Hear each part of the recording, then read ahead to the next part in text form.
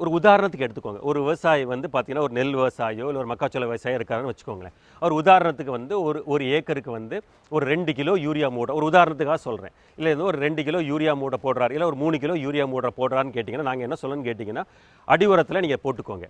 அதுக்கப்புறம் மேலுரமாக போடக்கூடிய உங்களுடைய உரத்தில் ஒரு 25% குறைச்சிக்கோங்க. அதுக்கு பதிலாக எங்களுடைய நானோ யூரியாவை வந்து ஒரு ஃபோலியார் ஸ்ப்ரே பண்ணியிருக்கேன். இதைத்தான் நாங்கள் சொல்கிறோம். அப்போ என்ன பண்ணுறாங்க அவங்க, ஒரு மூடையை, ஒரு 45 கிலோ மூடை யூரியா மூடையை குறைச்சிக்கிட்டு அதனுடைய பார்த்தீங்கன்னா ஒரு 250 ரூபா வரைக்கும் வருது. அதுக்கு பதிலாக எங்களுடைய இந்த நானோ யூரியா அதுவும் வந்து 220லேருந்து 225 ரூபாய்க்கு சேல்ஸ் பண்ணுறோம். அதை பயன்போது என்ன நடக்குதுன்னா, அந்த 1 கிலோ யூரியாவை குறைக்கிறதுனால மண்ணில் இருக்கக்கூடிய அந்த பாக்டீரியாக்களுடைய எண்ணிக்கை கூடுது. ஏன்னா நீங்கள் வரக்கூடிய அந்த கெமிக்கலில் நீங்கள் குறைக்கிறீங்க யூரியா. அப்போ அதை குறைக்கிறதுனால மண்ணுடைய வளம் மேம்படுது. ஆனால் உங்களுக்கு வந்து பார்த்தீங்கன்னா, உங்களுக்கு விளைச்சல் குறைய போகிறதில்ல. அதற்கு சரியான அந்த ஈக்குவலான அந்த ஃபெர்டிலைசரை, அந்த உரத்தை என்ன பண்ணிட்டீங்க, நீங்கள் இலவெளியாக கொடுத்துட்டீங்க. இதைத்தான் நான் விவசாயிட்ட சொல்கிறேன். நான்